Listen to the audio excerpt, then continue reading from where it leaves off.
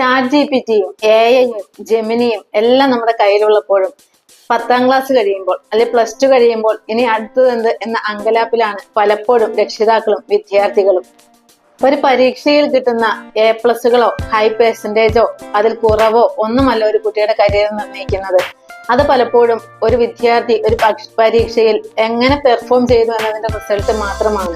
നമുക്കറിയാം, നമ്മുടെ മുൻകാലങ്ങളിലേക്ക് തിരിഞ്ഞു നോക്കുമ്പോൾ നമ്മുടെ കൂടെ പഠിച്ച പലരും അന്ന് ലഭിച്ച മാർക്കിന്റെ ബാഹുല്യത്തിൽ മാത്രമല്ല ഇന്ന് ജീവിതത്തിന്റെ പല മേഖലകളിലും വിജയം കണ്ടിരിക്കുന്നു. നമ്മുടെ ഇടയിൽ ഒരു കോൺസെപ്റ്റ് ഉണ്ടായിരുന്നു, ബാക്ക് ബെഞ്ചേഴ്സ് ആണ് എപ്പോഴും ജീവിത വിജയം കൈവരിക്കുന്നത്. അതോടുകൂടി ബാക്ക് ബെഞ്ചിൽ ഇരിക്കാനുള്ള തിക്കും തിരക്കും കൂടി. എന്നാൽ വളരെ സൈക്കോളജിക്കൽ മൂവ്മെന്റിലൂടെ അധ്യാപകർ ഇതൊന്ന് മാറ്റിപ്പിടിച്ചു. അവർ ബെഞ്ച് വൈസ് റൊട്ടേഷനാണ്. അപ്പോൾ പിന്നെ ആര് ജീവിത വിജയം കൈവരിക്കും? ഒരാളുടെ ഇൻബോൺ ടാലൻസും പൊട്ടൻഷ്യാലിറ്റിയും ഡെവലപ്പ് ചെയ്തെടുക്കുന്ന സ്ഥലത്താണ് അവരുടെ യഥാർത്ഥ കരിയറും ജീവിത വിജയവും സാധ്യമാകുന്നത്.